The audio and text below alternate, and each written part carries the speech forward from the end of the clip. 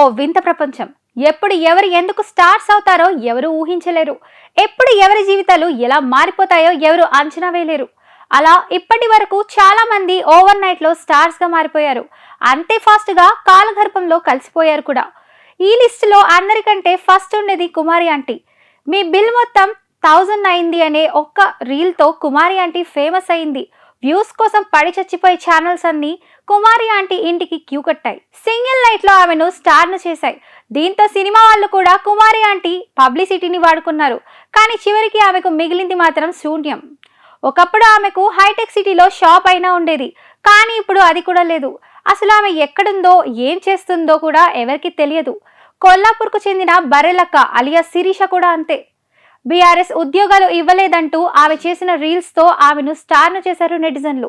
దీంతో ఆమె ఏకంగా ఎన్నికల్లో పోటీ చేసేదాకా వెళ్ళింది. పోటీ చేయడం తప్పు కాదు, కానీ ఆమెను వైరల్ చేసిన వాళ్ళు ఆమె గెలుపుకు మాత్రం కృషి చేయలేకపోయారు. ఇంటర్నెట్ లో స్టార్ ని చేసి రియల్ లైఫ్ లో మాత్రం ఆమెను ఒక ఫెయిల్యూర్ గా నిలబెట్టేశారు. వీళ్ళిద్దరి కంటే కుర్చీ తాత కథ కూడా చాలా దారుణం. కుర్చీని మడతపెట్టి అనే ఒక్క డైలాగ్ తో రోడ్డు పక్కన ముష్టి ఎత్తుకునే వాడిని కూడా సెలబ్రిటీని చేసింది ఈ ఇంటర్నెట్ ప్రపంచం.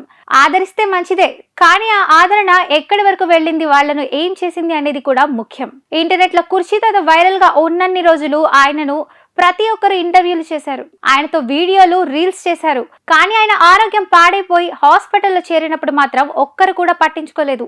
క్యాన్సర్ తో హాస్పిటల్ చికిత్స తీసుకుంటున్న కుర్చీ తాత ఎప్పుడు ఏమైపోతాడో కూడా తెలియని సిచ్యువేషన్.